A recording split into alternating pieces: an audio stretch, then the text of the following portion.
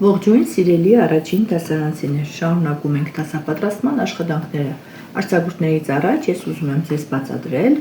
այսօրվա գործը վաղվան չեն թողնի 10-ը։ Եկ պրպտելու գործ կա։ Պրպտիկը առաջարկում է սովորել։ Ի տարբերություն ձայնավորների, հայերենի մյուս 30 հնչյուններն ավելի քիչ ձայն ունեն, բաղաձայն են։ Առանց ձայնավորների կամ բաղաձայնների մենք չենք կարող խոսել ու հասկանալ իրար։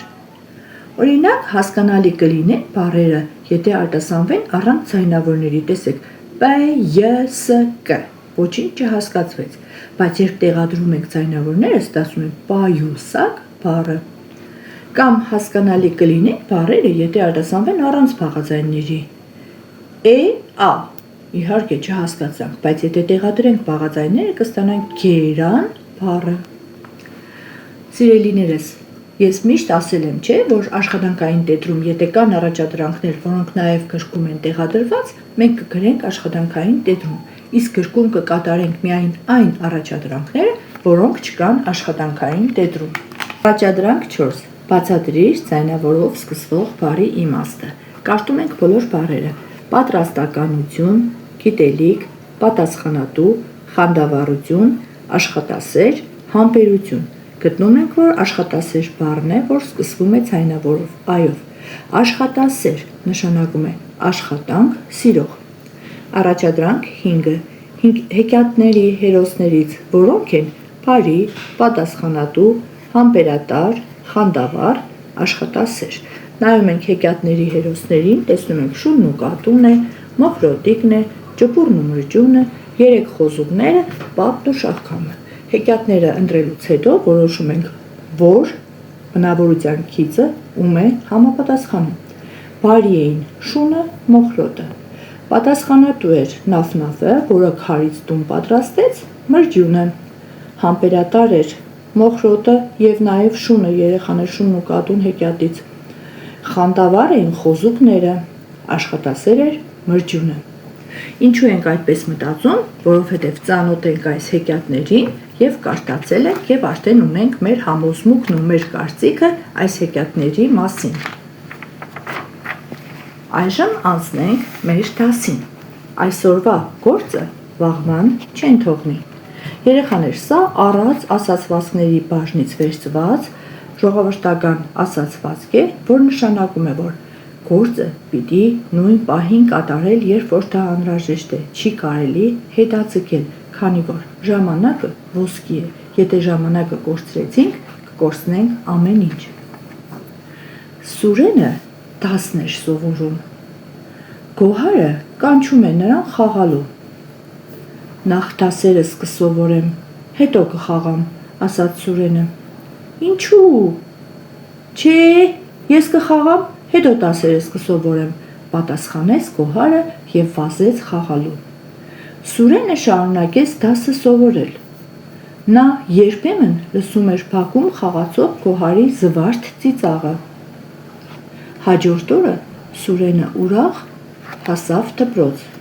Նրա աչքերը փայլում էին դասի ժամանակ։ Գոհարը տխուր նստած էր։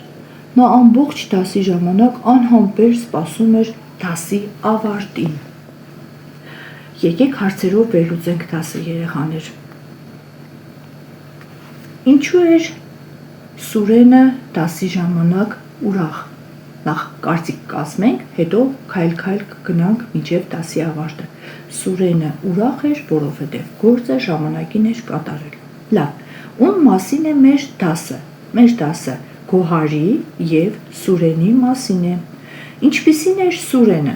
Սուրենը աշխատասեր, պարտաճանաչ տղա էր։ Ինչպիսին էր Գոհարը։ Գոհարը ուրախ էր, թրվռուն էր, խաղալ շատ էր սիրում, երբեմն անտեսում էր դասերը։ Ուր հրավիրեց Գոհարը Սուրենին։ Գոհարը կանչեց Սուրենին խաղալու։ Ինչ պատասխանեց Սուրենը։ Սուրենը պատասխանեց, որ նախ և առաջ պիտի դասերը սովորի, հետո նոր խաղա։ Գոհարը ասաց, որ ինքը ուզում է խաղալ և հետո նոր կսովորի դասերը։ Երբ Սուրենը դասերն էր սովորում, լսում էր Գոհարի զվարթ ծիծաղը։ Զվարթ նշանակում է ուրախ։ Կոհարը ուրախ էր, որովհետև զբաղված էր իր ամենասիրելի զբաղմունքով, խաղում էր։ Սուրենը իհարկե ուզում էր խաղալ, բայց նա պատասխանատու էր և գիտեր, որ պիտի դասերը ավարտի, հետո նոր դուրս գա խաղալու։ Հաջորդ օրը ինչպիսին էր երեխաների տրամադրությունը։ Սուրենը ուրախ էր և նրա աչքերը փայլում էին ուրախությունից։ Դասի ժամանակ նա շատ բարձր տրամադրություն ուներ, որովհետև նա պատրաստված էր դասերին, նա բոլոր հարցերի պատասխանները գիտեր և հաճելի էր դասին մասնակցելը, իսկ Կոհարը տխուր նստած էր և անհամբեր սպասում էր դասի ավարտին, սպասում էր, որ զանգը հնչեր, դասը ավարտվեր, քանի որ նա պատրաստված չէր դասերին։ Այսօր մենք կսովորենք ամբողջ բառը լսվում է ԽՉ, գրվում է ՂՉ և հաջորդ բառը նորից գրվում է ջ-ով և բառաբերջում լսվում է თ, բայց գրվում է դ։ Այժմ անցնենք առաջադրանք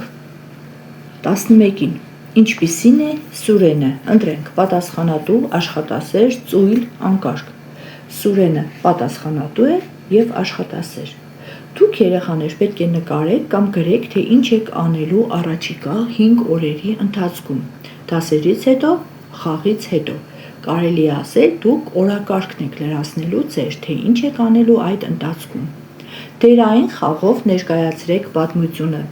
Կարելի է ընտրել 3 դերակատար, մեկը տանում է հեղինակի դերը, մյուսը Սուրենի և երրորդը Կոհարի դերը և ներկայացնում եք դերախաղով։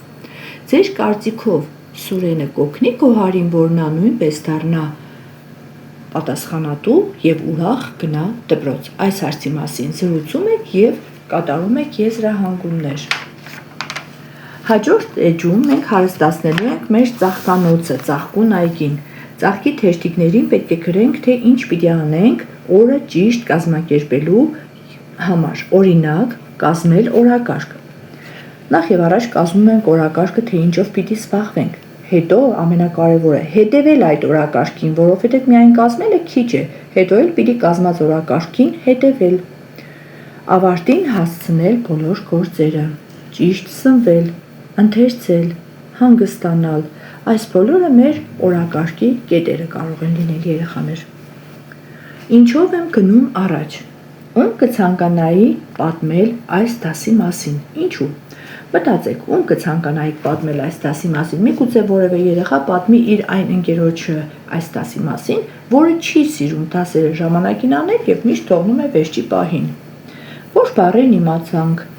ինչ բառեր սովորեցինք և ինչի մասին մտածեցինք։ Մենք սովորեցինք ամբողջ հաջորդ բառերը և մտածեցինք ժամանակը չկորցնելու մասին։ Եկ ամփոփենք։ Ինչ կպատմես այս թեմայի մասին ընտանիքիդ։ Ամբողջ թեման ուսումնասիրել եք արդեն և կարող եք ձեր ստացած գիտելիքներով կիսվել ընտանիքի անդամների հետ։ Ինչ սովորեցի։ Մասնագիտությունների մասին, օրը ճիշտ կազմակերպելու մասին։ Մասնագիտությունների մասին նույնպես քննարկում կկատարեք ընտանիքի անդամների հետ և կպատմեք, թե ինչպես եք ուզում ձեր օրը ճիշտ կազմակերպել։ Հաջորդ առաջադրանքը 2 նախադասություն գրելը մենք ունենք աշխատանքային տետրում և խոսում ենք այն գործերի մասին, որոնք պետք է անենք հաջողության հասնելու համար։ Անցնենք աշխատանքային տետրին։ Առաջադրանք 1. Ով ավելի շատ։ Ստացիր նոր բառեր փոխելով բաղաձայնը։ Սեր բառի մեջ բաղաձայնը փոխելով ստանում ենք նոր բառեր։ Ես փոխել եմ միայն առաջին բաղաձայնը։ Սեր, կեր, տեր, մեր, գեր, որը նշանակում է թմբլիկ, բեր, դեր, ծեր, ձեր, հեր և վեր։ Հեր նշանակում է մաս։ Փոխելով ձայնավորը, կիր բառի մեջ ի ձայնավորի փոխարեն ուրիշ ձայնավոր դնենք և ստանանք նոր բառեր։ Կար, ի փոխարեն ա ենք դրել, կեր և կոր։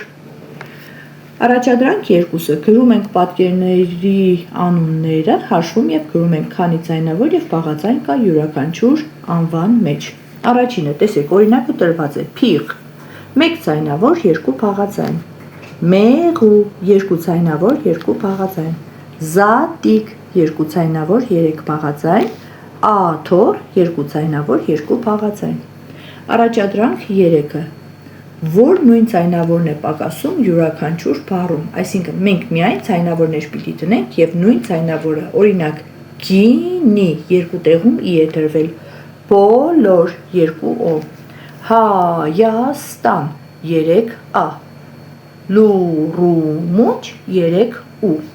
Այժմ ընտրում ենք մեկ բառ եւ դրա բաղաձայներով գրում մեկական բառ։ Հայաստան բառն եմ ընտրել, հ-ով հայր, й-ով յասաման, ս-ով սեր, տ-ով տուն, ն-ով նապաստակ։ Առաջադրանք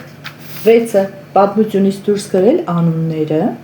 քանի ձայնավոր եւ բաղաձայն ունեն այդ բառերը։ Սուրեն, գոհար, Սուրեն 2 ձայնավոր 3 բաղաձայն, գոհար 2 ձայնավոր 3 բաղաձայն։ Առաջադրանք 7-ն ենք կատարում, շարունակելու ենք անհամբեր, համբերատար, հակառակորդներ են, չէ՞, կարծես բառերը, սրանք կոչվում են հականիշներ, հակառակ իմաստ արտահայտող բառեր, այսինքն ինչ որ գրած է, դրա հակառակը պիտի ասենք, նոր, հին,